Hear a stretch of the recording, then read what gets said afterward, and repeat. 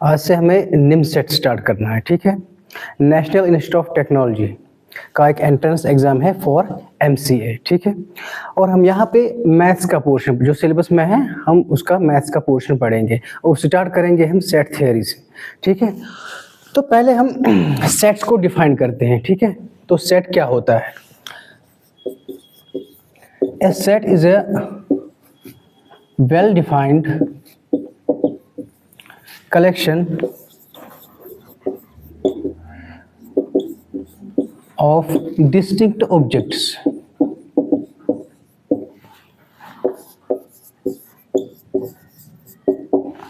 ठीक है। एक सेट क्या होता है? कलेक्शन ऑफ ऑब्जेक्ट्स, लेकिन वो कलेक्शन जो वेल डिफाइंड होगी और जिसमें जो ऑब्जेक्ट्स होंगे वो क्या होंगे? डिस्टिंक्ट होंगे। देखो, वेल डिफाइंड मतलब क्या है? वेल डिफाइंड का मतलब यह है कि ये जो कलेक्शन ऑफ ऑब्जेक्ट्स होगी, हमें ये मतलब हम ये डिसाइड कर सके कि इस कलेक्शन में कौन सा ऑब्जेक्ट होगा और कौन सा ऑब्जेक्ट नहीं होगा, दोनों। तो हम ये कह सकते, मतलब उसे कहेंगे कि वेल डिफाइंड कलेक्शन। और दूसरी चीज डिस्टिंक्ट, डिस्टिंक्ट मीन्स जो ऑब्जेक्ट होंगे कलेक्शन में वो डिफरेंट होंगे, उसी को कहते हैं डिस्टिंक्ट, ठीक है। अब देखो, फॉर एग्जांपल अगर हम ऐसा लेंगे, देखो कलेक्शन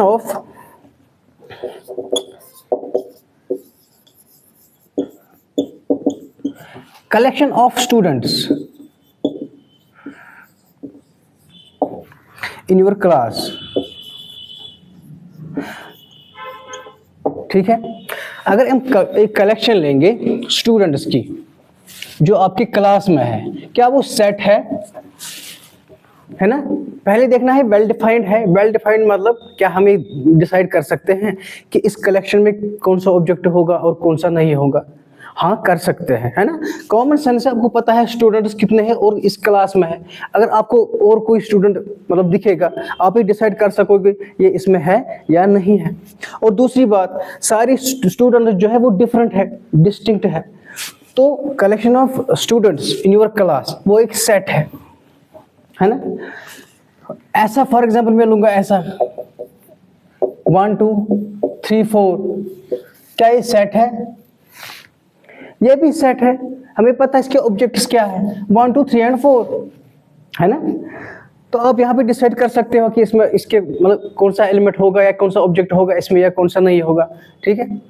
और दूसरी बात है कि सेट में जो ऑब्जेक्ट्स होते हैं वो डिस्टिंक्ट होते हैं। फॉर एग्जाम्पल अगर हम ऐसे लिखेंगे 1 2 3 2, ये सेट नहीं है क्योंकि यहाँ पे रिपीट क्या हो रहा है? 2 रिपीट हो रहा है।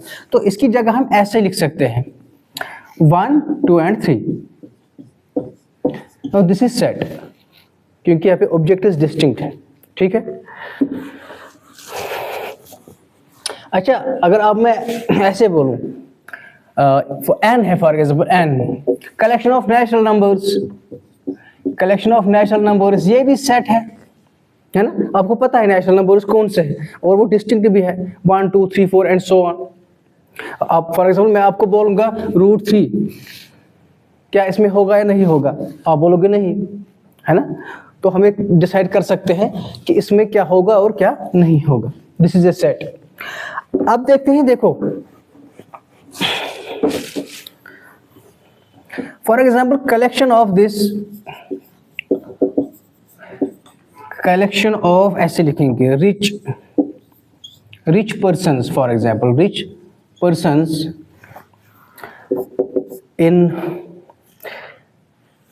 चलो in your locality, ठीक है। और लेंगे कलेक्शन ऑफ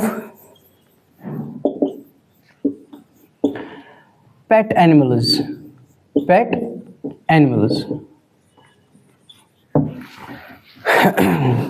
क्या इनमें से कोई सेट है या कोई भी नहीं है?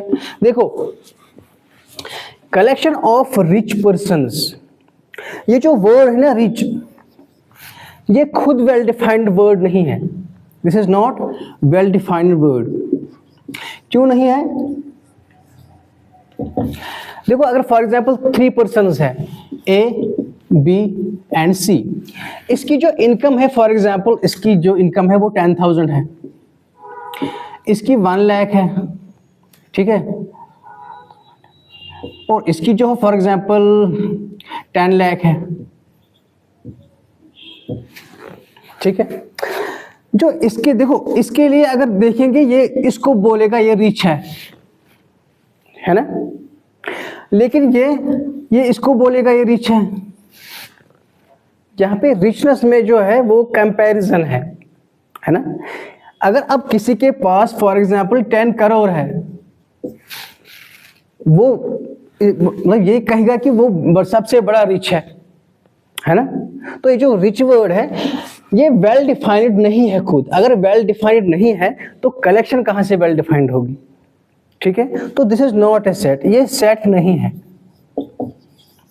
इसी तरह कलेक्शन ऑफ पेट एनिमल्स, पेट जो वर्ड है पेट, ये भी वेल डिफाइंड नहीं है वर्ड।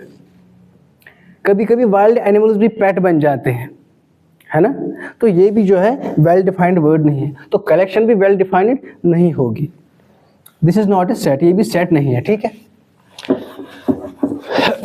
तो ये हो गया सेट। अब हमें ये करना है कि सेट को रिप्रेजेंट कैसे करते हैं, मतलब कैसे दिखाते हैं सेट। अगर हमें सेट लिखना होगा कैसे लिखेंगे, रिप्रेजेंटेशन ऑफ सेट।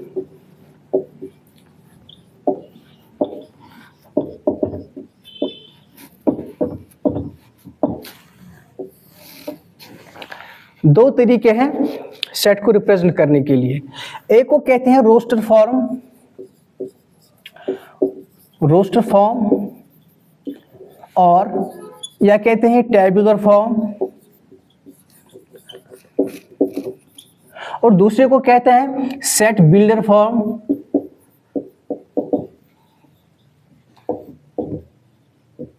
और या कहते हैं रूल मेथड, ठीक है। रूल फॉर्म में रूल मेथड है, ठीक है। देखो रोस्टर या टेबुलर फॉर्म में हम सेट को कैसे दिखाते हैं, बाय देखो कैसे करते हैं हम, वो करते हैं लिखते हैं जो सेट होंगे एक्चुअल, जो ऑब्जेक्टिव्स ऑफ द सेट होंगे वो एक्चुअल में हम लिखते हैं, और सेपरेट करते हैं कॉमा से, और एनक्लोज करते हैं ब्रेसेस से, ठीक है। फॉर एग्जाम्पल, और याद रखना कि जो सेट है वो हम डिनोट करते हैं यूजुअली कैपिटल लेटर्स से। फॉर एग्जाम्पल हम ऐसे लिखेंगे ए इज इक्वल टू 1 3 5, तो ये हमने डिनोट किया कैपिटल लेटर से, ठीक है। तो यहाँ पे क्या किया हमने जो ऑब्जेक्ट्स ऑफ द सेट है वो हमने एक्चुअल में लिखे और सेपरेट किए कॉमा से, और एनक्लोज किए ब्रेसेस से। किस में? रोस्टर और टेबुलर फॉर्म में, है ना। For example natural number, set of natural numbers 1, 2, 3, है ना, 4 एंड सो ऑन। ये किस फॉर्म में है? रोस्टर फॉर्म में, ठीक है। और यहाँ पे क्या करते हैं हम, यहाँ पे हम जो ऑब्जेक्ट्स है उनका मतलब कोई स्टेटमेंट लिखते हैं या फॉर्मूला लिखते हैं, या कोई जो रूल होगा कॉमन उन पे वो लिखते हैं। यहाँ पे हम एक्चुअल ऑब्जेक्ट्स नहीं लिखते हैं या सेपरेट करते हैं कॉमा से या समथिंग, ठीक है। देखो अगर मैं ऐसे लिखूं, एक सेट ऐसे लिखूंगा मैं, a is equal to x such that, this means such that x is a vowel, ठीक है। तो मैंने क्या लिखा, मैंने एक स्टेटमेंट लिखा, ठीक है। यहाँ पे मैंने एक्चुअल नहीं लिखे, एक्चुअल ऑब्जेक्ट्स नहीं लिखे सेट्स के, मैंने उनकी प्रॉपर्टी लिखी। यहाँ पे क्या लिखते हैं, स्टेटमेंट, फॉर्मूला, प्रॉपर्टी या कोई रूल लिखते हैं। तो यहाँ पे मैंने क्या लिखा, एक प्रॉपर्टी लिखी, x इज अ वॉवल। और यहाँ पे एक चीज याद रखना, x मीन्स यहाँ पे एक ऑब्जेक्ट नहीं है, x यहाँ पे एक ऑब्जेक्ट नहीं है, ये रिप्रेजेंट करता है सारे ऑब्जेक्ट्स को जो ये रूल सेटिस्फाई करते हैं, ठीक है, जहां पे हमने कहा x इज ए वॉवेल, इसका मतलब अगर रोस्टर फॉर्म में लिखेंगे x वॉवेल्स कौन है, a e i o u, ठीक है।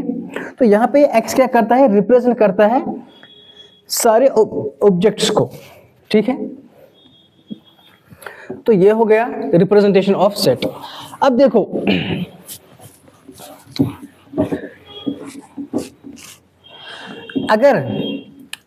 अगर कोई, देखो objects of the set,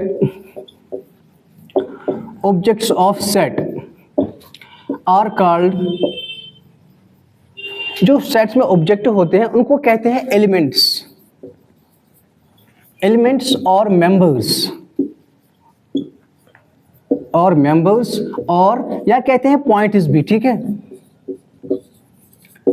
elements, members और पॉइंट्स ऑफ द सेट, ठीक है। फॉर एग्जांपल यहाँ पे हम कहेंगे, यहाँ पे क्या था 1 3 5 था ना, हम ये कह सकते हैं 1 is element of A, 3 is element of A, ठीक है। तो देखो अगर कोई एलिमेंट, इफ ए कोई एलिमेंट है, is element of set A, for example अगर ए कोई एलिमेंट सेट ए का है तो हम ऐसे लिखते हैं ए ऐसे फिर ए, इसका मतलब है ए बिलोंग्स टू ए, या ऐसा कह सकते हैं कि ए इज एलिमेंट ऑफ ए। यहाँ पे क्या है, सेट्स में ज्यादा नोटेशंस है। दिस मीन्स बिलोंग्स, अगर ऐसे लिखेंगे this means and, this means for all, ठीक है, दिस मीन्स सच दैट। यहाँ पे बहुत सारे जो यह है सिंबल्स है वो यूज होते हैं।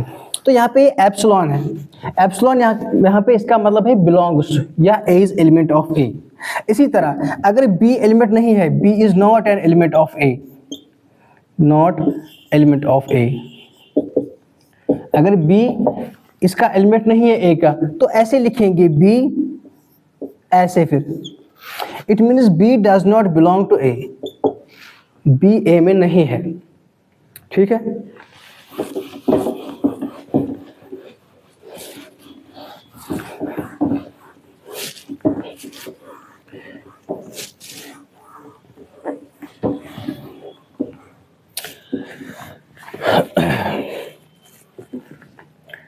देखो अगर मैं ऐसे लिखूं, पहले अगर मैं एक सेट लिखूं ऐसे, a is equal to x such that x belongs to natural numbers, या ऐसे लिखेंगे पहले x is less than 7 and x belongs to n।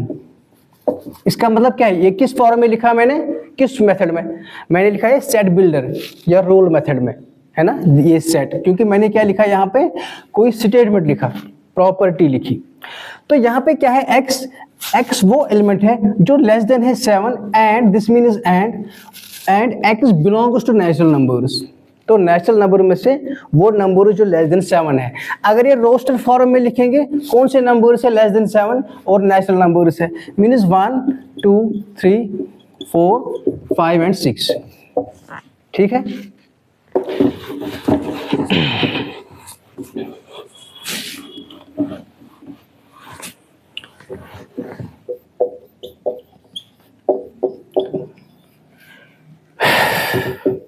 Empty set, और या कहते हैं इसको वाइड सेट, और या कहते हैं नल सेट। जिस सेट में कोई ऑब्जेक्ट नहीं होगा उस सेट को कहेंगे एम्प्टी सेट, या कहेंगे वाइड सेट या नल सेट। वो डिनोट करते हैं, डिनोटेड बाय ऐसे, इसको कहते हैं 5, डिनोटेड बाय 5, इसको कहते हैं एम्प्टी सेट, ठीक है। देखो यहाँ पे ज्यादा डेफिनेशन लिखने की जरूरत नहीं है, आपको पूरा पॉइंट लिखना है थोड़ा थोड़ा जैसे आपको समझ आए, क्योंकि ये कॉम्पिटिटिव एग्जाम है, एंट्रेंस एग्जाम है, ठीक है। देखो यहाँ पे क्या करना है, अगर हम ऐसे लिखेंगे this set A is equal to X such that X is odd, X कोई ऑड नंबर है and divisible by 2,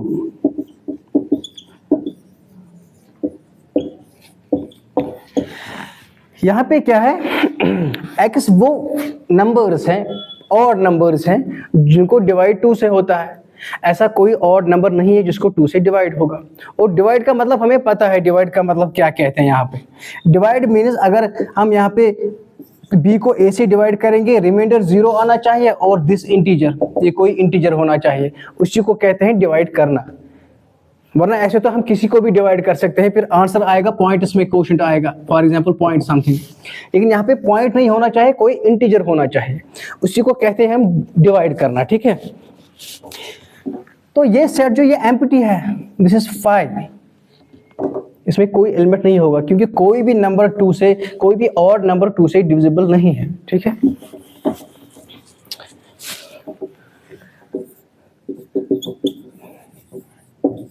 singleton set, singleton set means जिसमें एक ही एलिमेंट होगा, और यूनिट सेट, इसको यूनिट सेट भी कहते हैं, ओनली वन एलिमेंट, जिसमें सिर्फ एक ही एलिमेंट होगा, ऐसे कहेंगे। तो ऐसे लिखूंगा मैं फिलहाल ओनली वन एलिमेंट। तो इसका मतलब यह है कि अगर मैं ऐसे लिखूं a is equal to X and x क्या है, x is an even prime number.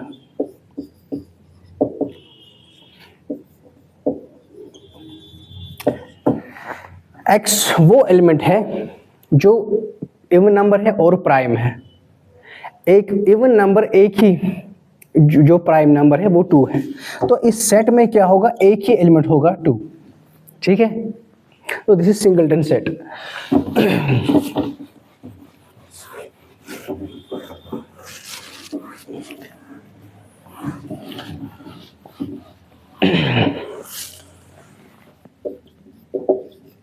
Finite and infinite sets.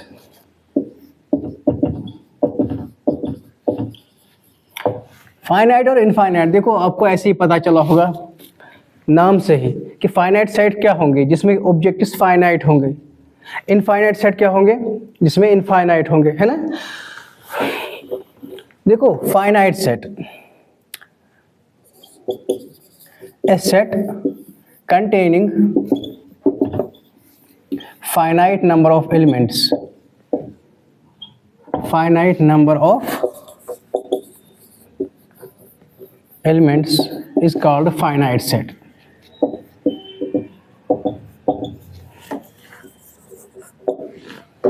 ठीक है, जिसमें फाइनाइट होंगे। फॉर एग्जाम्पल मैं ऐसे लिखूं 1 2 3, बस ये फाइनाइट है, इसमें इतने ही है, हमें पता है कितने हैं, है ना, ओनली 3 एलिमेंट्स, जिनकी लिमिट होगी तो फाइनाइट है। अच्छा, अगर ऐसा लेंगे 1 2 3 सो ऑन अप टू 99 तक, ये भी फाइनाइट है क्योंकि हमें पता है ये कितने हैं, 1 से लेकर 99 तक, ये भी फाइनाइट सेट है।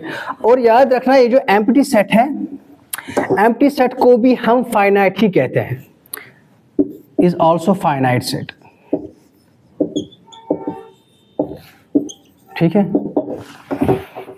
या स्टूडेंट्स इन योर क्लास, वो सेट भी क्या है, वो फाइनाइट है कि हमें पता है कितने हैं। ठीक है, इसी तरह इनफाइनाइट क्या होगा, a set which is not finite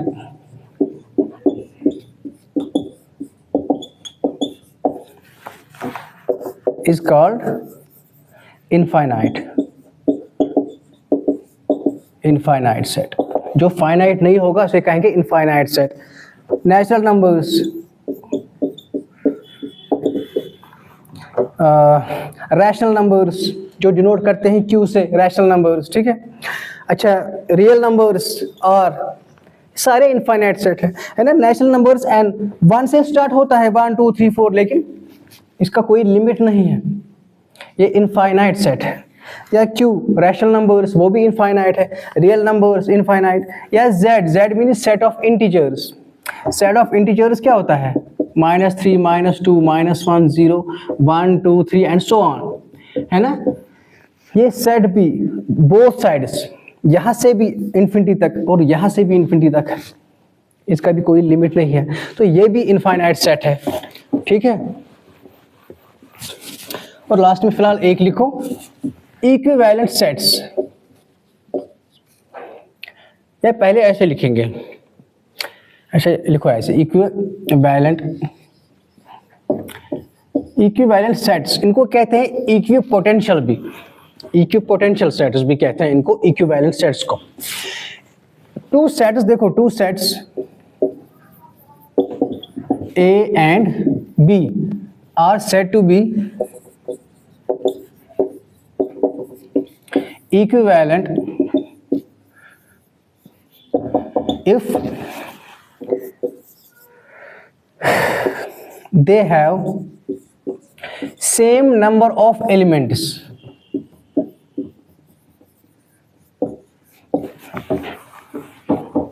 Same number of elements. दो सेट्स को हम कहेंगे इक्विवेलेंट अगर उनमें क्या होगा, दो सेट्स में नंबर ऑफ एलिमेंट सेम होंगे। नंबर की बात कर रहा हूं मैं, मतलब कितने होंगे, ठीक है। फॉर एग्जांपल यहाँ पे अगर मैं ए लूंगा ऐसे,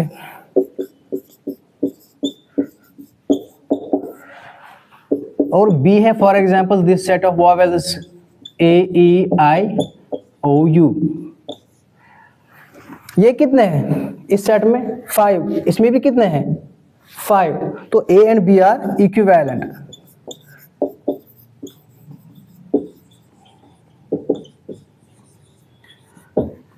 इनको कहेंगे इक्विवेलेंट। और दूसरा होता है इक्वल सेट्स। इक्वल क्या होंगे, इक्वल सेट्स होंगे वो सेट्स जिनमें एलिमेंट सेम हो, एलिमेंट सेम